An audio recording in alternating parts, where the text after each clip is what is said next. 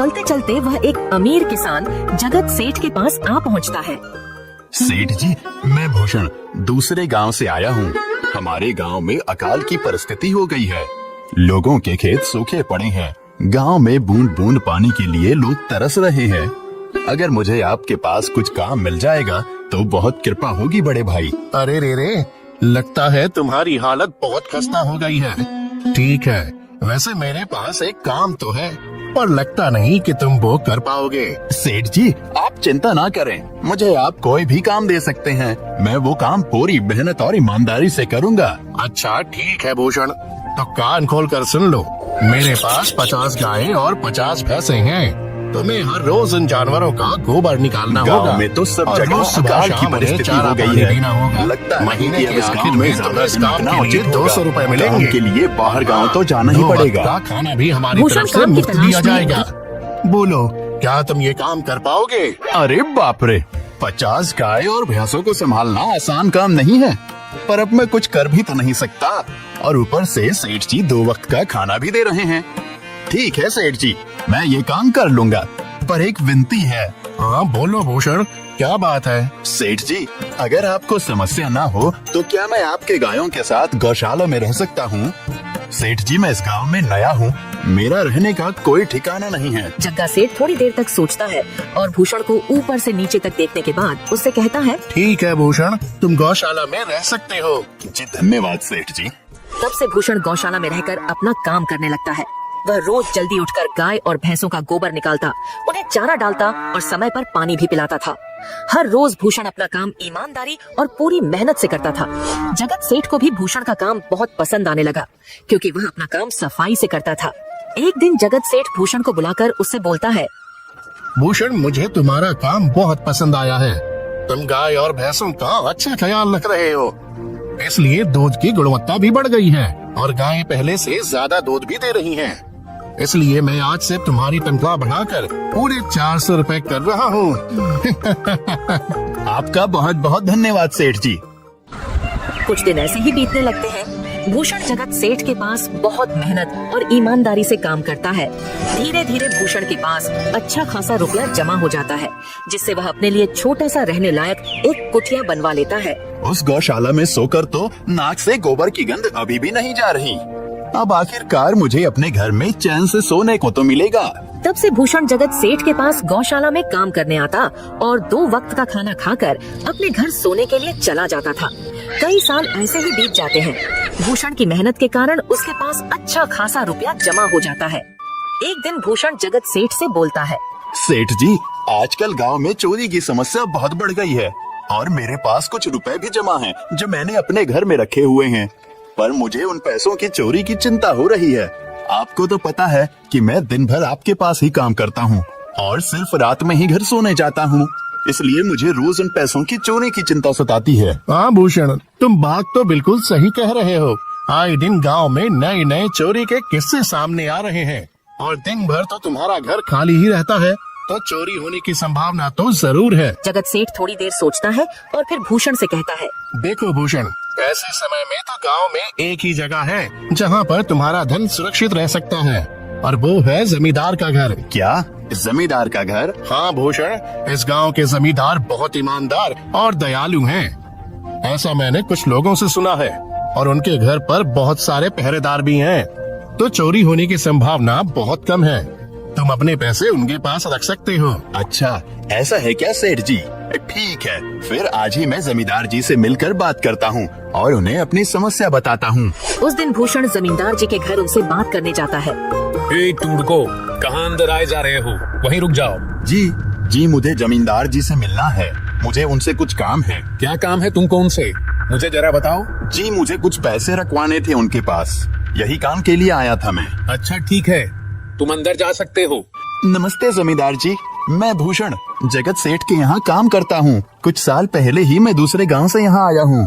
अच्छा भूषण, बोलो, तुम्हारा क्या काम है मेरे पास? जमींदार जी, मैं सालों से जगत सेठ के पास काम कर रहा हूँ और मैंने कुछ रुपए भी जमा कर लिए हैं, पर बात यह है कि गांव में चोरी की समस्या बहुत बढ़ गई है, तो मुझे अपने रुपए घर में रखने से डर लग रहा है। अच्छा, कितने रुपए जमा किए हैं तुमने?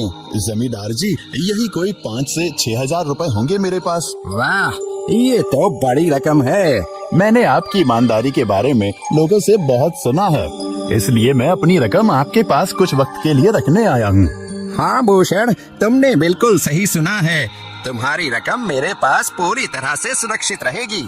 तुम अब चिंता ही छोड़ दो, मैं सब देख लूंगा। भूषण अपने पैसों की थैली जमींदार को दे देता है। ये पूरे 5,800 रुपए हैं, आप गिनकर देख लीजिए।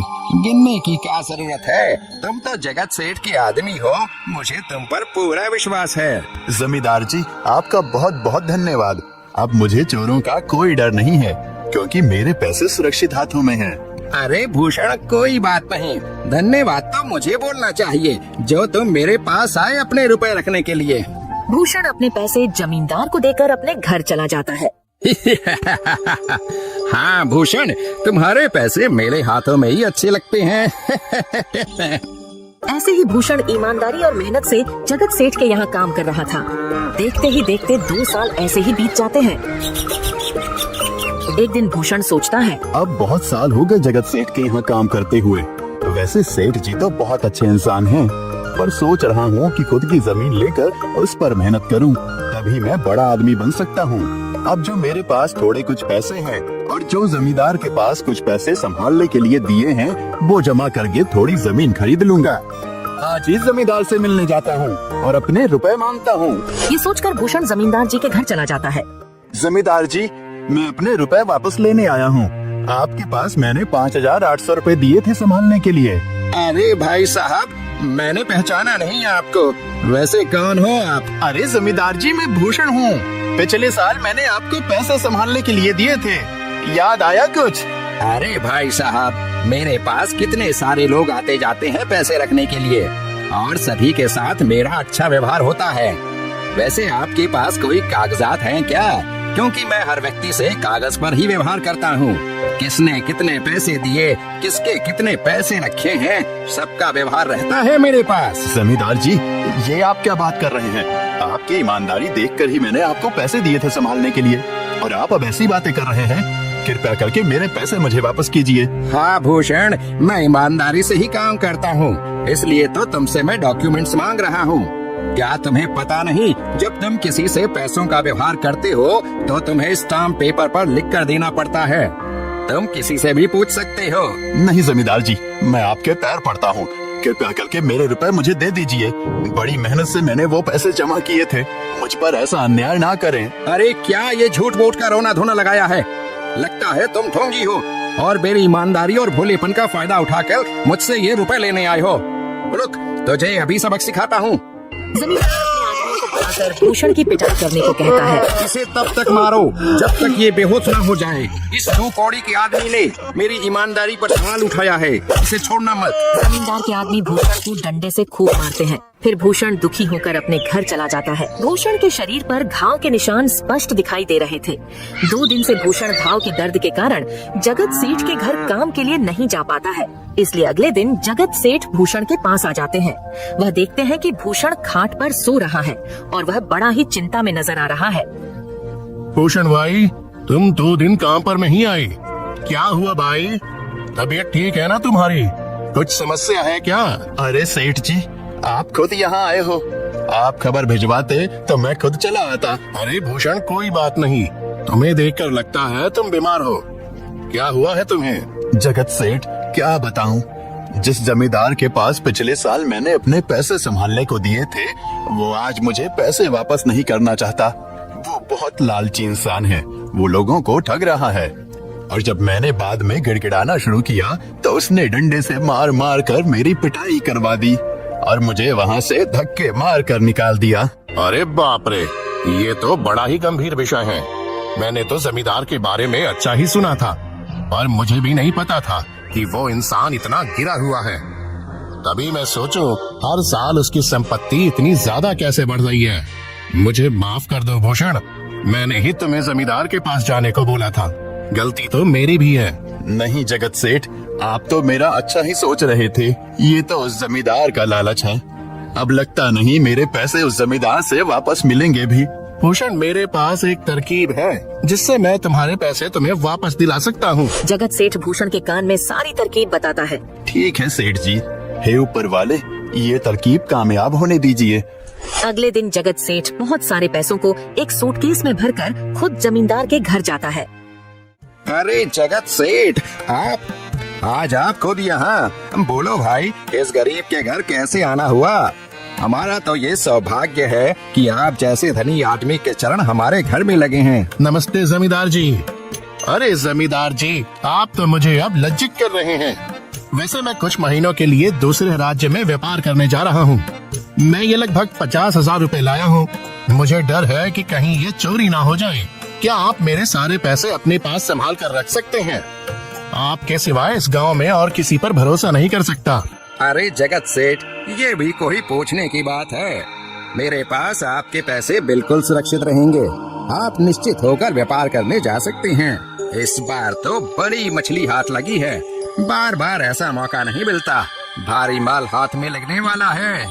तभी वहाँ पर भूषण आ जाता है। अरे भूषण, तुम? अच्छा हुआ तुम आ गए। मैं तुम्हारे पास ही आने वाला था। मुझे माफ करना, उस दिन तुम्हें पहचान नहीं पाया। इतने सारे लोग मेरे पास आते हैं तो जरा परेशानी होती है, पर मैं अपनी बातों का बड़ा पक्का हूँ। हाँ रुको, मैं तुम्हारे सारे पैसे अभी देता हूँ। जमींदार भूषण के सारे पैसे उसे लौटा देता है। माफ करना भूषण, मेरे आदमियों ने तुम्हारे साथ उस दिन बदतमीजी की। मैं आज ही उनको काम से निकालता हूँ। भूषण बिना कुछ बोले वहाँ से चला जाता है। अरे क्या बात है जमींदार जी, आप तो अपनी बातों के बहुत पक्के हैं। तो ठीक है, मैं अपने सारे पैसे आपके पास रख सकता हूँ। जगत सेठ इतना बोल ही रहा था कि तभी वहाँ जगत सेठ का नौकर आ जाता है। मालिक, अब आपको बाहर के राज्य में जाने की कोई जरूरत नहीं है। अभी अभी व्यापारियों का संदेश आया है और उसने कहा कि वो खुद हमारे गांव आ रहे हैं। अरे ये तो बहुत बढ़िया बात हुई। अब मुझे इतनी दूर नहीं जाना पड़ेगा। सुन रहे हो जमींदार जी, व्यापारी यहाँ आ रहे हैं। अब मुझे नहीं लगता कि ये पैसे आपके पास रखने का कोई मतलब होगा। चलो, आपका बहुत बहुत धन्यवाद। आपने इतनी ईमानदारी दिखाई मुझे। हाँ, पर अगली बार जरूर आपके पास ही आऊंगा। ऐसा बोलकर जगत सेठ और उसका नौकर वहाँ से अपने पैसे लेकर चले जाते हैं। धत तेरी की, ये क्या हो गया? ये 50,000 तो चले गए और जो भूषण के 5,800 रुपए हड़प लिए थे वो भी चले गए। आपका बहुत बहुत धन्यवाद सेठ जी। अगर आज आप ना होते तो मेरी सारी जमा पूंजी वो जमींदार हड़प लेता। भूषण, कोई बात नहीं। जो व्यक्ति मेहनत और ईमानदारी से कमाता है, ऊपर वाले उसका कभी बुरा नहीं होने देते, और जो हराम की कमाई का खाता है उसका कभी अच्छा नहीं होने देते।